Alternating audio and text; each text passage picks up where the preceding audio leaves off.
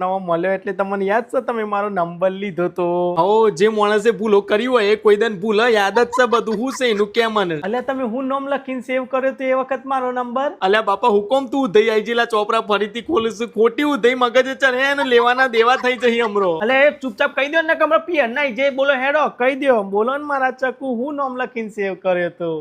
My Dalda, અરે ડાલડા ચો my darling. અરે વાહ, પછી ખબર છે આપણી હગઈ થઈ એટલે તમે મને નવું સિમ કાર્ડ લઈ આલી. તું એ નંબર હું નામ લખીને સેવ કર્યો તો? આ નંબર આજે મારો નંબર યો પાડી લાગે છે.